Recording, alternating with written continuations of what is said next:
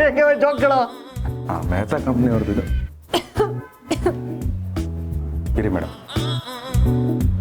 ಏಯ್ ಬಾಬು, ಬಾಸ್ಕಿ, ಸಿಗರೇಟ್ ಸೇದೋದು ನೀವು, ತೊಂದರೆ ಆಗ್ತಾ ಇರೋದು ಇನ್ನೊಬ್ಬರಿಗೆ.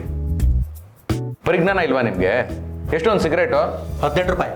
18 ರೂಪಾಯಿ ಕೊಟ್ಟು ಸುಡ್ತಾ ಇದ್ದೀರಲ್ಲ, ನಿಮಗೆ ಬೇಜಾರಾಗಲ್ವಾ? ಆಗುತ್ತೆ ಶ್ರೀ, ಆಗುತ್ತೆ. ಅದಕ್ಕೆ ಆ ಟೆನ್ಷನ್ಗೆ ಸುಡ್ತಾ ಇದ್ದೀನಿ.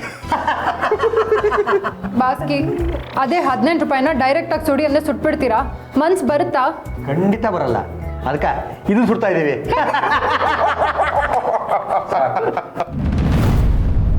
ಜಗತ್ತಲ್ಲಿ ದೊಡ್ಡ ಶತ್ರು ಅಂದರೆ ದುಶ್ಚಟ.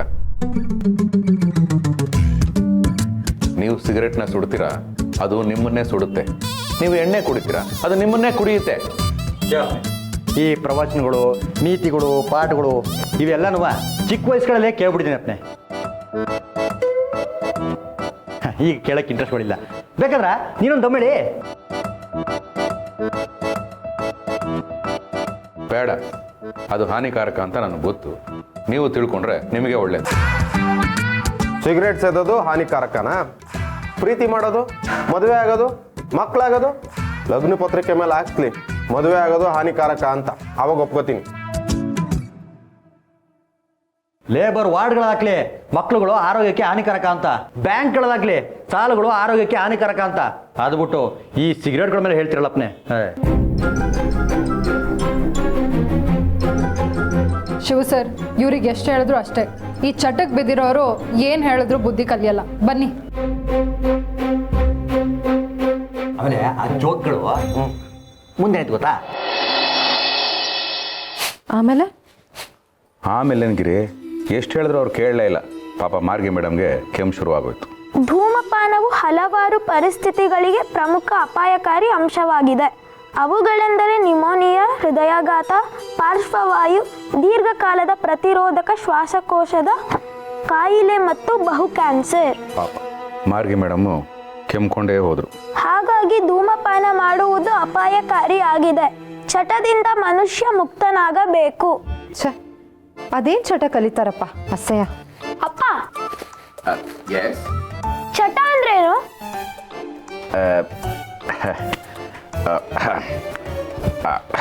ವೆಲ್, ಚಟ ಇಸ್ ಚಟ. ಚಟ ಡಿಫೈನ್ಸ್. ಅಪ್ಪ, ಕನ್ನಡದಲ್ಲೇ ಹೇಳು. ಅದು ನೀವು ಇಂಗ್ಲೀಷ್ ಮೀಡಿಯಮ್ ಅಲ್ವಾ? I started spoke in English. Okay, ಈಗ ಅಭ್ಯಾಸ ಅನ್ನೋದು ಅತಿ ಆದಾಗ, ಅಭ್ಯಾಸ ಇಲ್ಲದೆ ಬದುಕಕ್ಕೆ ಸಾಧ್ಯ ಇಲ್ಲ ಅಂತ ಅನ್ನಿಸ್ದಾಗ, ಅಭ್ಯಾಸ ಅನ್ನೋದು ಅನಿವಾರ್ಯ ಆದಾಗ ಅದು ಚಟ ಆಗ್ಬಿಡುತ್ತೆ. ಹೆಂಗೆ ಉದಾಹರಣೆ ಕೊಡಲಿ? ಹಾಂ, ಈಗ ನಿಮ್ಮ ತಾಯಿ ಸೀರಿಯಲ್ ನೋಡ್ತಾನೇ ಇರಬೇಕು, ನಿಮ್ಮ ಚಿಕ್ಕಮ್ಮ ಒಡವೆಗಳನ್ನ ಕೊಂಡ್ಕೋತಾನೇ ಇರಬೇಕು, ನಿಮ್ಮ ಚಿಕ್ಕಪ್ಪ ಬಜ್ಜಿ ಬೊಂಡ ತಿಂತಾನೇ ಇರಬೇಕು. ಇದೆಲ್ಲ ಒಂಥರ ಚಟ. ಆ್ಯಕ್ಚುಲಿ ಈ ಚಟಗಳಿಂದ ಅಂಥ ಹಾನಿ ಏನೂ ಆಗೋದಿಲ್ಲ. ಅದೇ ಈ ಧೂಮಪಾನ, ಮದ್ಯಪಾನ, ಎಟ್ಸೆಟ್ರಾ ಎಟ್ಸೆಟ್ರಾ ಇಂಥವುಗಳಿಂದ ಅವರ ಆರೋಗ್ಯನೂ ಹಾಳಾಗತ್ತೆ, ಸಂಸಾರದ ಸ್ವಾಸ್ಥ್ಯನೂ ಹಾಳಾಗತ್ತೆ. ಈಗ ಅರ್ಥ ಆಯ್ತಾ? ಕರೆಕ್ಟ್ ಅಪ್ಪ. ಈ ಧೂಮಪಾನ ಮಾಡೋದ್ರಿಂದ ಹೊಗೆನ ನಾವು ಒಳಗಡೆ ಎಳ್ಕೋತೀವಲ್ಲ, ವಿಷ ಅನಿಲಗಳೆಲ್ಲ ನಮ್ಮ ದೇಹದ ಒಳಗಡೆ ಸೇರ್ಕೊಂಡು ಅದರಿಂದ ದೊಡ್ಡ ಸಮಸ್ಯೆ ಆಗತ್ತೆ. ಹೌದಾ ಅಪ್ಪ?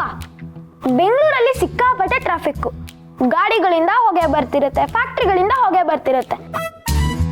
ಅದನ್ನ ನಾವು ದಿನ ಕುಡಿತೀವಿ, ಅದರಿಂದ ಪ್ರಾಬ್ಲಮ್ ಆಗಲ್ವಾ? ವಾಹನದ ಹೊಗೆ ಆರೋಗ್ಯಕ್ಕೆ ಹಾನಿಕಾರಕ ಅಂತ ಗಾಡಿ ಮೇಲೆ, ಬೈಕ್ ಮೇಲೆ ಯಾಕೆ ಬರ್ದಿರಲ್ಲ? ಟ್ರಾಫಿಕ್ ಅಲ್ಲಿ ಎಷ್ಟೊಂದು ಜನ ನಿಂತಿರ್ತಾರೆ, ಅವ್ರ ಆರೋಗ್ಯಕ್ಕೆ ಹಾನಿ ಆಗಲ್ವಾ? ಪಾಪ ಟ್ರಾಫಿಕ್ ಪೊಲೀಸು ದಿನ ಪೂರ್ತಿ ಅಲ್ಲೇ ನಿಂತು ಹೊಗೆ ಕುಡಿತಿರ್ತಾರೆ, ಅವ್ರಿಗೆ ತೊಂದರೆ ಆಗಲ್ವಾ? ಅದು ದುಶ್ಚಟ ಅಲ್ವಾ? ನೀವು ನಿಜವಾಗ್ಲೂ ನಮ್ಮ ವಂಶಕ್ಕೆ ಕುಡಿನಾ? ಏನ್ರಿ ಹೀಗೆ ಕೇಳ್ತಿದ್ದೀರಾ? ಮತ್ತಿನೇನೆ? ಅಲ್ಲ, ನಾನು ಎಷ್ಟೊಂದು ಇಂಟೆಲಿಜೆಂಟು, ನನ್ನ ಕೈಲಿ ಉತ್ತರ ಕೊಡೋಕ್ಕಾಗ್ತಾ ಇಲ್ಲ ಅಂತ ಪ್ರಶ್ನೆಗಳು ಕೇಳ್ತಾನೆ. ನಾನ್ ಸೆನ್ಸ್ ಫೆಲೋ. ಅಲ್ಲ, ನಾವು ಚಿಕ್ಕ ವಯಸ್ಸಲ್ಲಿ ಇರಬೇಕಾದ್ರೆ ದ್ರಾಕ್ಷಿ ಜೊತೆ ಅಪ್ಪಿ ತಪ್ಪಿ ಬೀಜಾನೂ ತಿಂದ್ಬಿಟ್ರೆ ನಮ್ಮಪ್ಪ ಹೇಳೋರು ಏಯ್ ಒಳಗಡೆಯಿಂದ ಮರ ಬೆಳೀತೆ ಕಣೋ ಅಂತ. ನಾವು ಅದು ತುಂಬ ಸೀರಿಯಸ್ ಆಗಿ ತಗೊಂಡಿದ್ವಿ. ಆಮೇಲೆ ಒಂದು ದಿವಸ ಕೇಳಿದೆ, ಅಲ್ಲಪ್ಪ ಹೊಟ್ಟೆಲಿ ಏನು ಮಣ್ಣಿರುತ್ತಾ ಮರ ಬೆಳೀದಿಕ್ಕೆ ಅಂತ. ಅದಕ್ಕೆ ಅವರು ನಿನ್ನ ತಲೆಯಲ್ಲಿ ಇದೆಯಲ್ಲ ಅಂದ್ರು. ನಾನು ಹೂ ಅಂತ ಒಪ್ಕೊಂಡಿದ್ದೆ. ಅಂತಂದ್ರೆ ನನ್ನ ಹತ್ರ ಪ್ರಶ್ನೆ ಕೇಳ್ತಾನೆ ನಾನ್ ಸೆನ್ಸ್ ಬರೋ. ಲೇ ದಡ್ಡ, ಯಾರೋ ನೀವೇ ರೀ.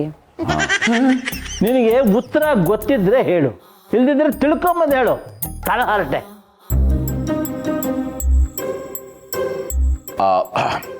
ಓಕೆ ಓಕೆ ವೆಲ್, ಸ್ಕಂದ, ಯಾವ್ಯಾವ ವಿಷಯನ ಯಾವ್ಯಾವ ವಯಸ್ಸಲ್ಲಿ ತಿಳ್ಕೋಬೇಕು ಆಯಾ ವಯಸ್ಸಲ್ಲಿ ತಿಳ್ಕೋಬೇಕು. ಈಗ ನಿನಗೆ ತಿಳ್ಕೊಳ್ಳುವಂಥ ವಯಸ್ಸಾಗಿಲ್ಲ.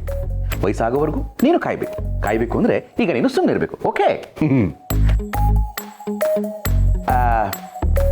ಈ ಸಿನಿಮಾ ಸ್ಟಾರ್ಟ್ ಆಗೋಕೆ ಮುಂಚೆ ಒಂದು ಸ್ಟ್ಯಾಟ್ಯುಟರಿ ವಾರ್ನಿಂಗ್ ಆಗ್ತಾರೆ. Smoking is injurious to health, ಅಂದ್ರೆ ಸಿಗರೇಟ್ ಸೇದೋದು ಆರೋಗ್ಯಕ್ಕೆ ಹಾನಿಕರ. ಇದಷ್ಟು ನಾನು ಹೇಳಬಲ್ಲೆ. ಓಕೆ?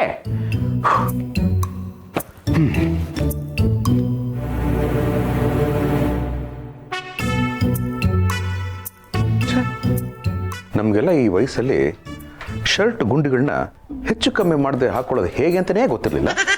ಇವ್ರು ಏನೋ ಕುತೂಹಲ. ಶಿವಪ್ರಸಾದ್, ಭಗವಂತ, ಕುತೂಹಲ ಮತ್ತು ನಾಟಕ ಎರಡಕ್ಕೂ ತೆರೆ ಎಳಿಲೇಬೇಕು. ಇದೇನು ಭಗವಂತ ಹೀಗೆ ಹೇಳ್ತಾ ಇದೆಯಾ? ಅವನಿಗಿರೋ ಕುತೂಹಲಕ್ಕೆ ತೆರೆ ಎಳಿಬೇಕು ಅಂದ್ರೆ ಧೂಮಪಾನ ದುಶ್ಚಟಗಳ ಬಗ್ಗೆ ಎಕ್ಸ್ಪ್ಲೈನ್ ಮಾಡಬೇಕು. ಆಗ ಅವನಿಗೆ ಇಂಟ್ರೆಸ್ಟ್ ಬರಲ್ವಾ? ಕುತೂಹಲ ಇದ್ದಾಗಲೇ ಆಸಕ್ತಿ ಮೂಡೋದಕ್ಕೆ ಸಾಧ್ಯ. ಕುತೂಹಲಕ್ಕೆ ತೆರೆ ಬಿದ್ದಾಗ ಆಸಕ್ತಿ ತಾನಾಗೇ ಮಾಯವಾಗುತ್ತೆ. ಮದುವೆಗೂ ಮುಂಚೆ ಇರೋ ಕುತೂಹಲ ಮದುವೆ ಆದ್ಮೇಲೆ ಯಾಕಿರೋದಿಲ್ಲ? That's a good point. ಹೌದು, ಯಾಕೆ?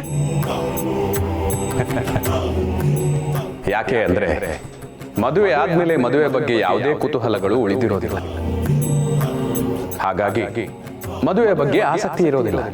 ಓ, ಅಂದ್ರೆ ನಾನೀಗ ಸ್ಕಂದನ ಹತ್ರ ಹೋಗಿ, ಸ್ಕಂದ, ಸಿಗರೇಟು ಅಂದ್ರೆ ಇದು 10s 20s ಪ್ಯಾಕೆಟಲ್ಲಿ ಬರುತ್ತೆ, ಒಂದಕ್ಕಿಷ್ಟು ರೇಟ್ ಆಗುತ್ತೆ, ಸಿಗರೇಟ್ ಸೇದಿದ್ರೆ ಹೊಗೆ ಬರುತ್ತೆ, ಹೊಗೆ ಜಾಸ್ತಿ ಆದ್ರೆ ಹೊಗೆ ಹಾಕ್ಸ್ಕೋತೀವಿ, ಇದನ್ನೆಲ್ಲ ಹೇಳಕ್ಕಾಗತ್ತಾ?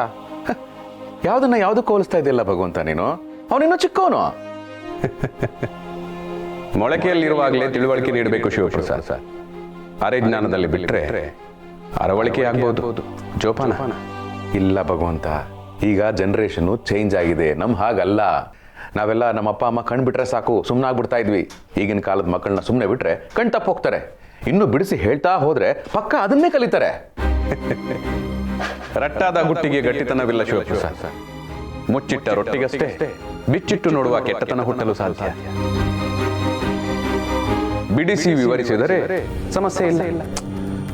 ಓ ಭಗವಂತ, ನಿನಗೆ ಹೆಂಗೆ ಹೇಳಿ ಅರ್ಥ ಮಾಡಿಸ್ಲಿ ಅಂತಾನೆ ಗೊತ್ತಾಗ್ತಾ ಇಲ್ವೇ? ನೋಡು ಭಗವಂತ, ಅಲ್ಲ ನಾನೀಗ ವಾದ ಮಾಡಿದೆ ಅಂತ ಹೊರಟೋದ್ಯೋ ಅಥವಾ ನಾನೇ ತಪ್ಪು ತಿಳ್ಕೊಂಡಿದ್ದೀನಿ ಅಂತ ಹೊರಟೋದ್ಯೋ? ಇಲ್ಲ ಭಗವಂತ, ನಾನೇ ಸರಿ. ನಾನೀಗ ಸ್ಕಂದನಿಗೆಲ್ಲ ಬಿಡಿಸಿ ಹೇಳಿಬಿಟ್ರೆ ದೊಡ್ಡವನಾದ್ಮೇಲೆ ಅವನು ನಮ್ಮ ಬಾಬು ಬಾಸ್ಕಿ ಥರ ಆಗ್ಬಿಡ್ತಾನೆ. ನಾನು ಹೇಳಲ್ಲ.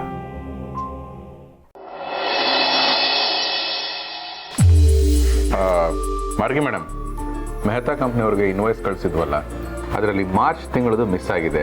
ಒಂಚೂರು ರಿವೈಸ್ಡ್ ವರ್ಷನ್ ಕಳಿಸ್ತೀರಾ? ಶೋರ್ ಸರ್, ಅದೊಂಚೂರು ಸಾಫ್ಟ್ ಕಾಪಿ ಶೇರ್ ಮಾಡಿ, ಎಡಿಟ್ ಮಾಡಿ ಕಳಿಸ್ತೀನಿ. ಏನು ಎಲ್ಲರೂ ಕೆಲಸ ಮಾಡ್ತಿದ್ದೀರಾ? ಸರ್, ಕೆಲಸದ ಬಗ್ಗೆ ಚರ್ಚೆ ಮಾಡ್ತಾ ಇದ್ರೆ ಏನು ಹರಟೆ ಹೊಡಿತಾ ಕೂತಿದ್ದೀರಾ ಅಂತೀರ. ಕೆಲಸ ಮಾಡ್ತಾ ಕೂತಿದ್ರೆ ಏನು ಕೆಲಸ ಮಾಡ್ತಿದ್ದೀರಾ ಅಂತ ಕೇಳ್ತೀರಾ. ನಾವೇನು ಮಾಡಬೇಕು ಸರ್? ಕೇಳಿದಕ್ಕೆ ಉತ್ತರ ಮಾತ್ರ ಕೊಡಬೇಕು, ಗೊತ್ತಾಯ್ತಾ? ಸರಿ ಸರ್, ಕೆಲಸ ಮಾಡ್ತೀವಿ.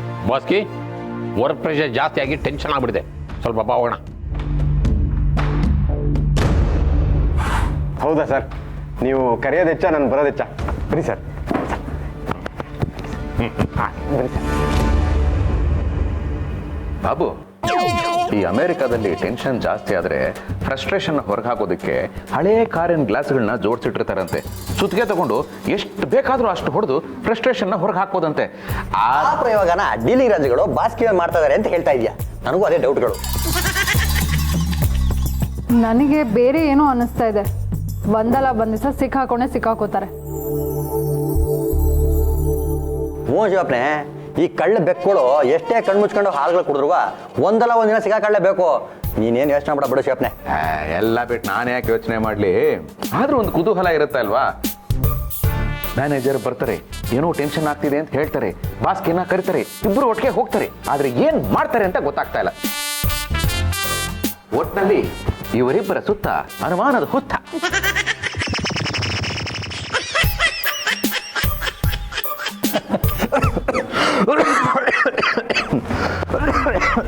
ಬಾಬು ತಗೊಳ್ಳಿ, ನೀರು ಕುಡೀರಿ. ಅಯ್ಯೋ ಮಾರ್ಗಿ ಮೇಡಮ್, ನೀರು ಕುಡಿದ್ರೆ ವಾಸಿ ಆಗುವಂತ ಕೆಮ್ಮಲ್ಲ ಇದು. ನಿನಗೆ ಎಷ್ಟು ಸರಿ ಪಡ್ಕೊಂಡಿದ್ದೀನಿ ಆ ಹಾಳಾದ ಸಿಗರೇಟ್ನ ಬಿಡು ಅಂತ ಮಾತೆ ಕೇಳಲ್ಲ ನೀನು. ಶಿವಪ್ಪನೆ, ಸಿಗರೇಟ್ಗಳ ಒಂದು ಮ್ಯಾಟ್ರ್ ಏನಪ್ಪನೆ, ಲೈಫ್ಗಳು ಅಂದಮೇಲೆ ಒಂದು ಹೆಂಡತಿಗಳು ಒಂದು ಚಟಗಳು ಇರಲೇಬೇಕಲ್ಲ ಪೌ. ಹೆಂಡತಿಗಳು, ಚಟಗಳು, ಈಗ ಕೆಮ್ಮುಗಳು, ನೆಕ್ಸ್ಟ್ ಆಸ್ಪತ್ರೆಗಳು. ನಿನಗೆ ಹೇಳಿ ಏನು ಪ್ರಯೋಜನ? ರಾಮ ಮಂತ್ರವ ಜಪಿಸೋ ಮನುಜ, ರಾಮ ಮಂತ್ರವ ಜಪಿಸೋ.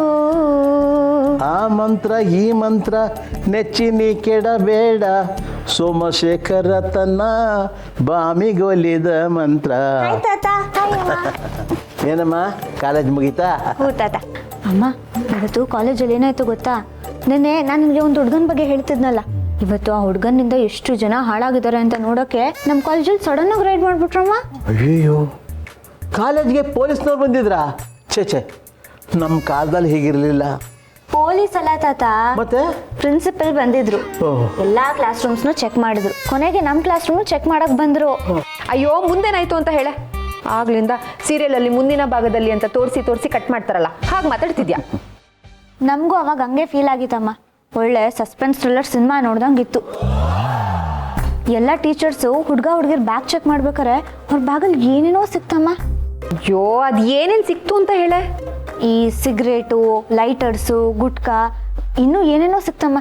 ಒಟ್ನಲ್ಲಿ ಬರೀ ಕೆಟ್ಟದೇ ಸಿಕ್ತು ಗೊತ್ತಾ. ಛೇ, ಎಂಥ ಕಾಲ ಬಂತಮ್ಮ. ನಾವೆಲ್ಲ ಸ್ಕೂಲ್ಗೆ ಹೋಗ್ತಿದ್ದಾಗ ನಮ್ಮ ಬ್ಯಾಗಲ್ಲಿ ಪೂರಿ ಉಂಡೆ, ಚಕ್ಲಿ ಇದ್ದರೆ ಮೇಷ್ಟ್ರು ಅದನ್ನ ನೋಡಿ ಗುರ್ರ ಅಂತಿದ್ರು. ಆದರೆ ಇವಾಗ ಶಿವ. ಮಾವ, ನನ್ನ ಗಂಡನ ಹೆಸರು ಯಾಕೆ ಕರಿತಿದ್ದೀರಾ ನೀವು? ಒಟ್ಟಿನಲ್ಲಿ ಈ ಮೊಬೈಲ್ ಬಂದ್ಬಿಟ್ಟು ಮಕ್ಕಳ ಮನಸ್ಥಿತಿನೇ ಹಾಳಾಗೋಗಿದ್ಯಮ್ಮ. ನಿಜ ಮಾವ, ನನಗೂ ಯಾಕೋ ಭಯ ಆಗ್ತಿದೆ. ನಮ್ಮನೇಲೂ ಇಬ್ರು ಮಕ್ಕಳಿದ್ದಾರೆ. ಅಮ್ಮ, ನೀನ್ ಯಾಕೆ ಟೆನ್ಷನ್ ಆಗ್ತೀಯಾ? ನಾವು ನಿಮ್ಮ ಮಕ್ಕಳು, ಯಾವತ್ತೂ ಕೆಟ್ಟ ಆಲೋಚನೆ ಮಾಡಲ್ಲ.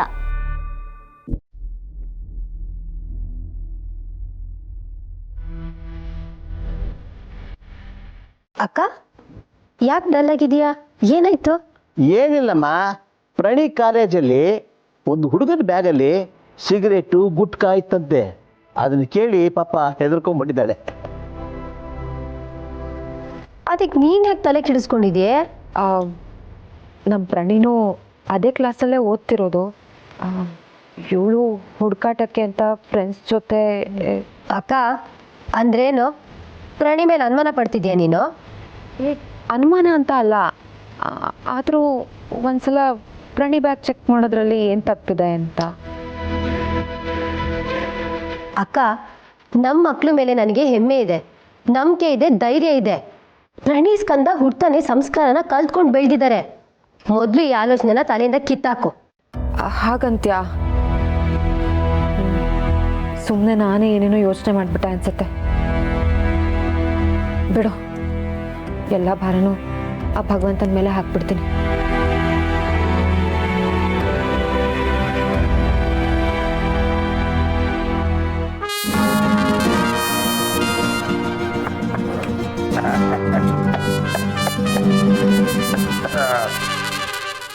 ಬಸ್ಕಿ ಒಂದು ದಮ್ ಹೇಳ ತಕ್ಷಣ ಒಂಥರ ರಿಲ್ಯಾಕ್ಸ್ ಆಗ್ಬಿಡ್ತಾನೆ. Same to same sir, ditto. ನಿಮ್ಗೆ ಅನಿಸ್ದಂಗೆ ನನಗೆ ಅನಿಸ್ತಾ ಇದೆ ಸರ್. ಹೌದಾ? ನಡೆಯುವ ಸರ್, ಅಂಗಡಿ ಮೇಲೆ ಕೈ ಹಾಕಿ ಸರ್.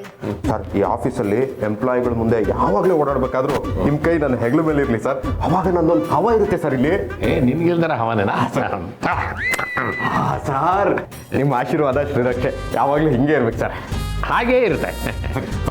ಬದುಕಿ ಆ ಶಂಕರ್ ಟೆಕ್ಸ್ಟೈಲ್ ಫೈಲ್ನ ಬೇಗ ಮುಗಿಸ್ಬಿಡಮ್ಮ. ಸರ್ ಅದೇ ಕೆಲಸ ಮಾಡ್ತಿದ್ದೆ, ನೀವೇನೋ ಟೆನ್ಷನ್ ಅಂದ್ರಲ್ಲ, ಆ ಕೆಲಸನ ಅಲ್ಲಿಗೆ ಬಿಟ್ಟು ನಿಮ್ಮ ಜೊತೆ ಬಂದ್ಬಿಟ್ಟೆ ಸರ್. ಹೌದಾ? ನನ್ನ ಜೊತೆ ಬಂದಿದೆಯಲ್ವಾ, ಹಾಗಾದ್ರೆ ಮಾಫಿ ಬಿಡು. ಸರ್ ನಾವ್ ಯಾಕೆ ಈ ಶಂಕರ್ ಟೆಕ್ಸ್ಟೈಲ್ ಫೈಲ್ನ ಶಿವ ಕೊಡಬಾರ್ದು? ಮಾಡ್ತೇನೆ ಸರ್, ಮಾಡ್ಲಿ. ಹೌದಲ್ಲ ಸರ್, ಮಾಡಲಿ. ಸರ್ ಹಂಗೆ ಹೋದ್ರೆ ರೂಪ್ ಬರುತ್ತೆ. ಹೊರಡೋಣ ಸರ್. ಕೈ ಕೈ ಸರ್, ಕೈ.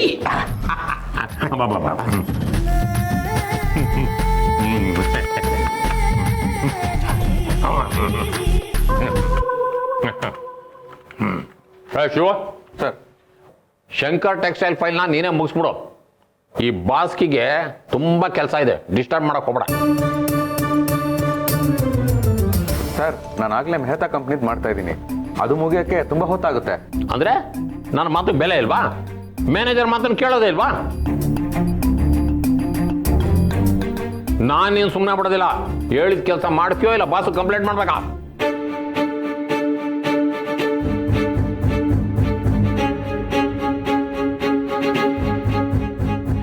ಅಯ್ಯೋ ಸರ್ ಪ್ಲೀಸ್ ಹಾಗೆಲ್ಲ ಮಾಡಬೇಡಿ. ಆಯ್ತು ಸರ್, ಮಾಡ್ತೀನಿ. ಆಯ್ತು ಅಂತ ಏನ್ ಮಕ ನೋಡ್ತಾ ಇದೀಯಾ? ಬೇಗ ಕೆಲಸ ಶುರು ಮಾಡ್ಕೋ. ಇವತ್ತು ಸಂಜೆ ಒಳಗೆ 2 ಫೈಲು ನನ್ನ ಟೇಬಲ್ ಮೇಲೆ ಇರ್ಬೇಕು. ಇಲ್ಲ ಅಂದ್ರೆ ಅಷ್ಟೇ, ಇವು ಇರ್ರೆಸ್ಪಾನ್ಸಿಬಲ್ ಇಂಟರ್ನ್ಯಾಷನಲ್ ಇಡಿಯಟ್.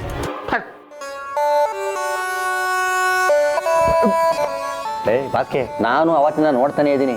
ಆ ಅಪ್ಪನ ಜೊತೆ ಅವಾಗ ಒಯ್ತೀಯಾ ಬತ್ತೀಯ ಡೀಲಿಂಗ್ ರಾಜ್ಯಗಳ ಜೊತೆ ಅಂತ ಡೀಲ್ಗಳು ಏನಪ್ಪನೆ ಮಾಡ್ತಾ ಇದೆಯಾ? ಬಕೆಟ್ ಹಿಡಿತಿದ್ದೀನಿ ಅನ್ಕೋ. ಏನಿವಾಗ? ಏನಿವಾಗ ಅಂತ ನೀಗೇನು ನಾಚಿಕೆ ಮಾನ ಮರ್ಯಾದೆ ಏನೂ ಇಲ್ಲ, ಇದ್ರೆ ಬದುಕಕ್ಕಾಗಲ್ಲ. ಫಾರ್ ಎಕ್ಸಾಂಪಲ್,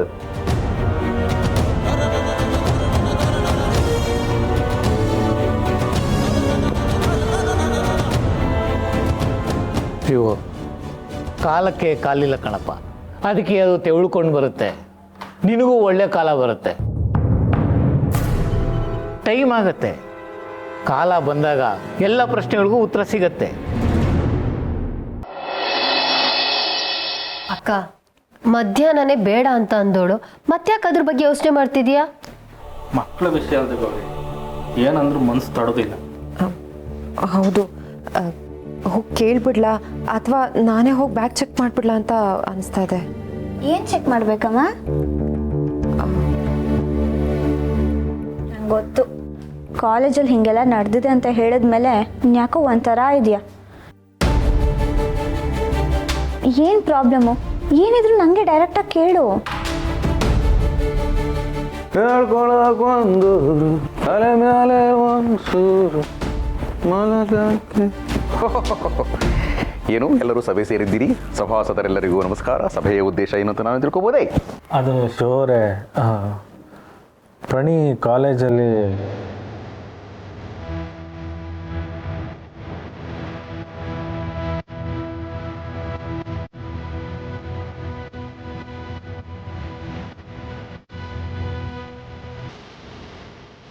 ಅದಕ್ಕೆ ನಮ್ಮ ಗಿರ್ಜಮ್ಮ ಪ್ರಣಿ ಬ್ಯಾಗಲ್ಲೂ ಸರ್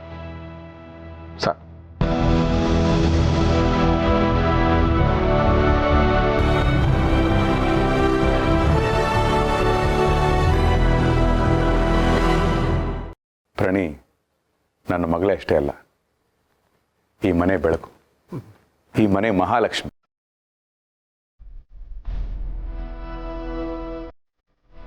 ಅಂಥವಳ ಮೇಲೆ ಅನುಮಾನ ಪಡೋದು ತುಂಬ ದೊಡ್ಡ ತಪ್ಪು. ಗಿರಿ, ತಾಯಿಯಾಗಿ ಮಕ್ಕಳ ಪರ ನಿಲ್ಬೇಕು ನೀನು, ನೀನೇ ಅನುಮಾನ ಪಡೋದಲ್ಲ. ರೀ, ನಂಬಿಕೆ ಇಲ್ಲ ಅಂತ ಅಲ್ಲ ರೀ, ಆದರೂ ಒಂದ್ಸಲ ಬ್ಯಾಗ್ ಚೆಕ್ ಮಾಡೋದ್ರಲ್ಲಿ ಏನು ತಪ್ಪಿದೆ? ಅಷ್ಟೇ ತಾನೇ, ನಾನು ಬ್ಯಾಗ್ ಕೊಡ್ತೀನಿ.